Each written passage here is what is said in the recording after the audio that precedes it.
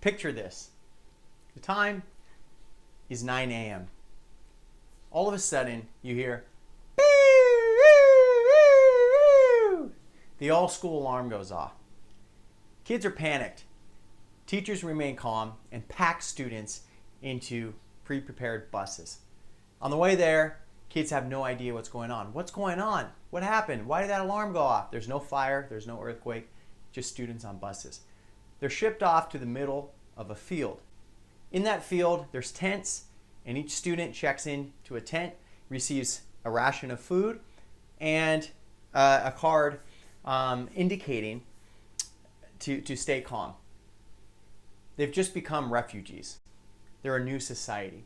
They're sent back to school, and the provocation begins. As a new society, how do we feed and govern ourselves? This is the project-based experience that we launched at the International School of Beijing. And it was up to students to decide how to solve that. In the process, they learned how to create their own food production systems. They met with experts in terms of how to run their society and government officials. They learned about aquaponics and hydroponics. And at the end, they had to share in front of a professional panel how their new society was going to work. This project was called the Phoenix Project. Now, that project was a project-based experience that we're going to be talking through and talking around the different shifts that allowed for that to happen. The first shift, what if instead of planning in isolation, like most of us do as teachers, inside of our walls of our classrooms, and there's only one, what if we co-designed? What if there was more than one person planning our learning experiences? What if we invited our students to co-plan with us, like you're seeing here? This is a co-planning team for the Phoenix Project. What if we also invited experts in the community to plan with us?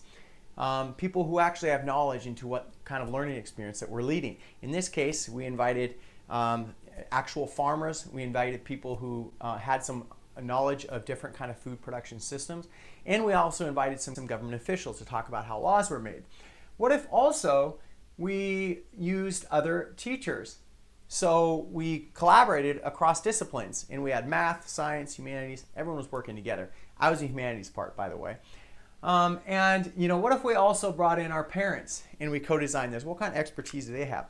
What would our learning experiences look like then? So that's my first provocation for you is, how do we move from a teacher-designed classroom to a co-designed classroom? And what if you planned your learning experiences not just in isolation, but with other people involved?